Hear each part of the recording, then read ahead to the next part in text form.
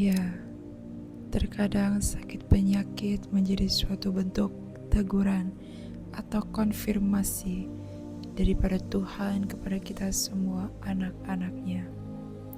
Haleluya. Ya, pada kali ini saya ingin menyaksikan mengenai suatu kesaksian hidup yang saya alami. Namun sebelum itu saya ingin menyapa terlebih dahulu kepada ketiga pribadi ilahi yang esa. Shalom Elohim, salam hormat dan salam kasih kepada roh Bapa Surgawi, Bapa Yahweh Sang Pemegang Waktu, yang rohnya berdiam dalam diri Bapa Eman Lahagu, Tuhan Yesus Kristus Sang Hakim yang adil, yang sudah datang untuk yang kedua kalinya,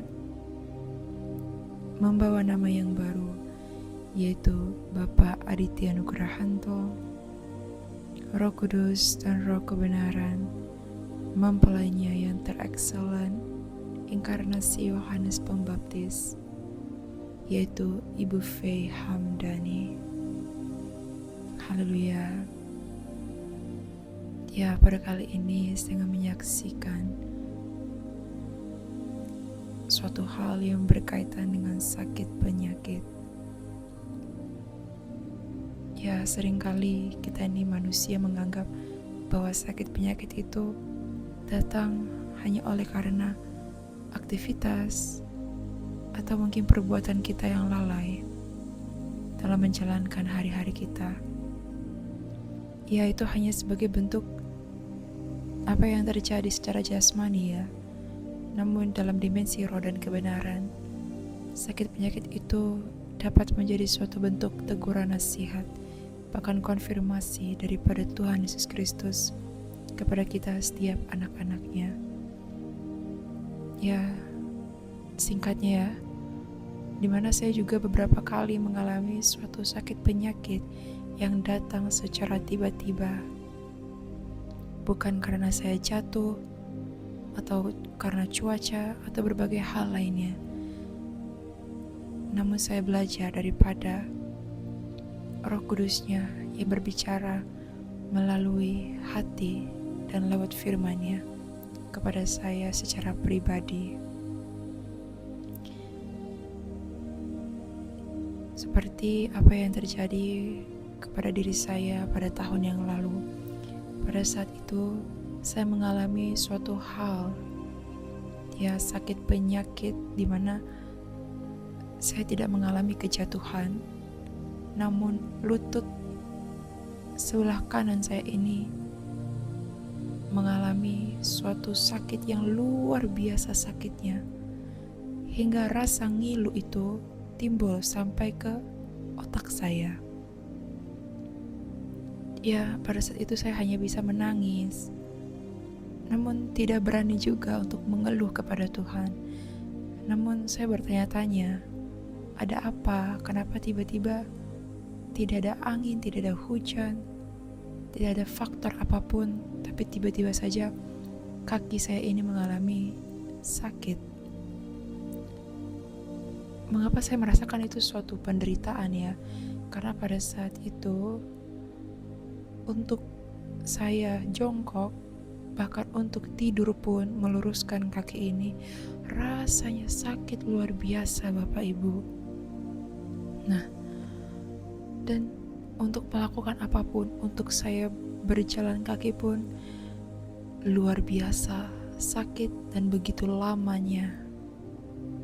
Ya, akhirnya karena sakit ini tuh seperti saya itu orang yang setengah lumpuh, tidak dapat berjalan. Ya, kalau orang katakan berjalan pelan-pelan atau berjalan tidak seperti orang normal. Namun saya saat itu merasakan bahwa untuk berjalan tertatih-tatih pun saya tidak dapat, tidak bisa. Saya harus ngesot Bapak Ibu, ngesot di lantai, berjalan gitu ya, dan itu lelah ya Bapak Ibu karena memakan waktu yang lama. Nah, lalu saya mengalami suatu pengoreksian di dalam pribadi dan hati saya ini. Ada apa Tuhan? Apa salah saya? apa yang saya perbuat sehingga saya mengalami penyakit yang datang secara tiba-tiba. Dan saya bergumul ya Bapak Ibu, hingga pada saatnya itulah banyak cara Tuhan untuk menjawab setiap pertanyaan hati kita ini. Keluhan-keluhan di dalam hati yang tidak tersampaikan oleh mulut bibir kita ini. Ya, pada saat itu saya sedang berbicara ya, sedang saling curhat dengan mama saya.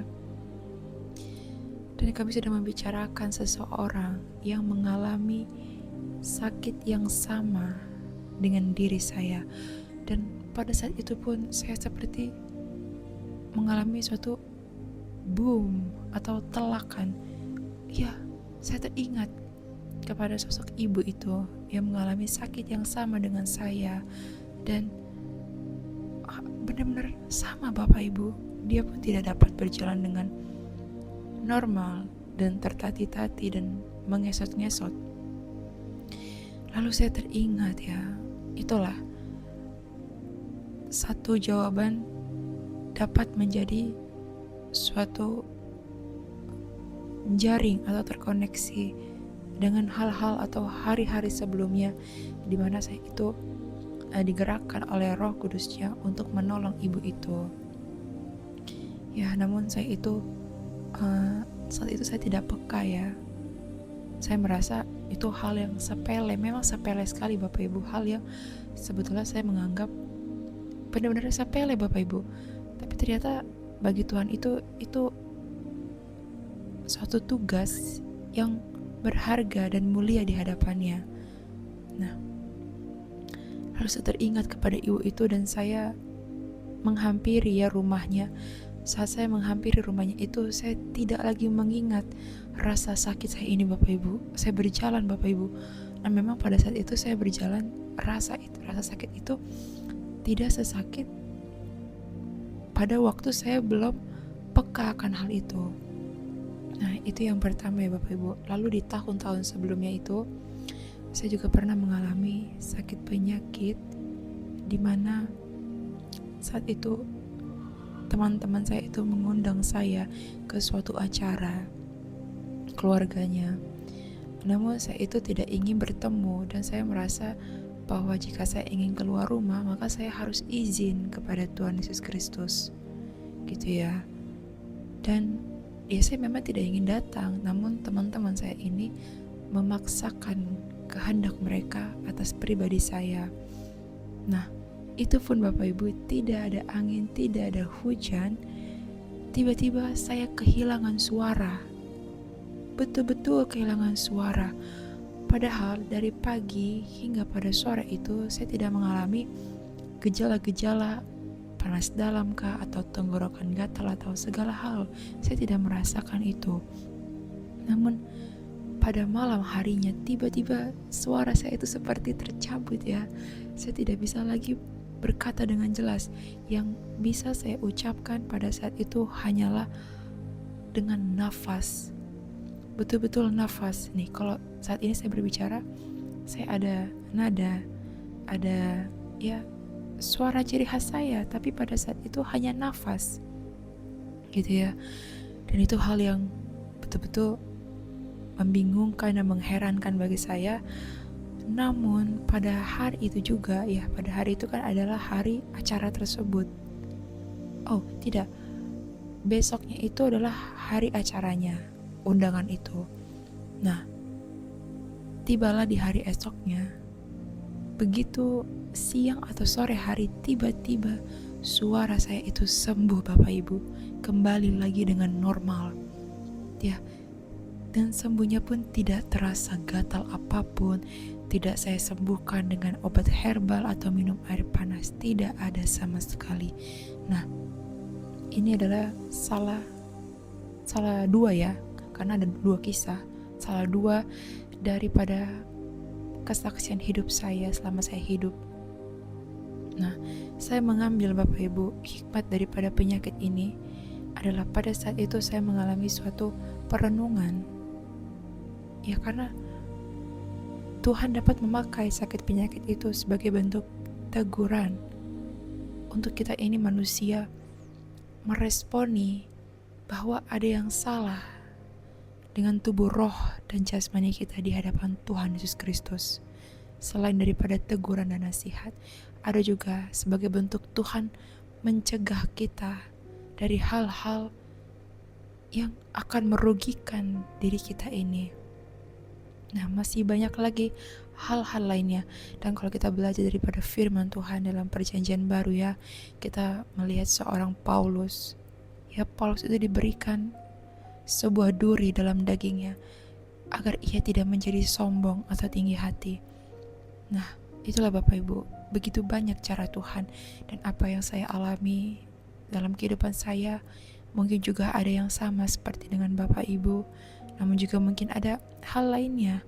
Nah, cara kita mengetahuinya adalah kita membangun relasi hubungan kita, di mana roh dan hati kita ini terkoneksi kepada Tuhan Yesus Kristus. Maka disitulah kita dapat mendengar dan merasakan suara rohnya yang kudus yang berbicara di dalam hati kita. Bahkan lewat firman-Nya pun ia dapat berbicara Bapak Ibu.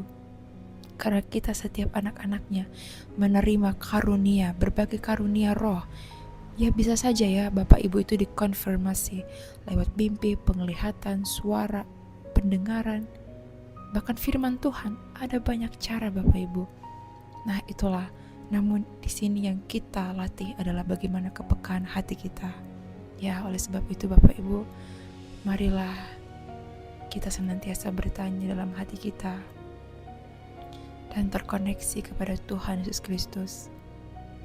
Ya, pada saat itu pun kita akan mengerti dan justru kita akan berbalik berterima kasih kepada Tuhan. Ya, karena pada saat saya mengalami 2 kisah kejadian itu, saya tidak berani Bapak Ibu, bahkan bukan hanya tidak berani, saya merasakan hati, pikiran, seluruh-luruhnya, baik di luar maupun di dalam tubuh saya ini, tidak terbesit satupun rasa mengeluh, gitu ya. Dan ya, banyak hal Bapak Ibu, selain teguran nasihat atau Tuhan mencegah kita dari segala hal yang merugikan kita, ada juga cara Tuhan untuk menguji atau memproses pribadi kita ini. Nah, itulah Bapak Ibu, demikian saja kesaksian saya untuk hormat kemuliaan Tuhan Yesus Kristus. Haleluya, amin.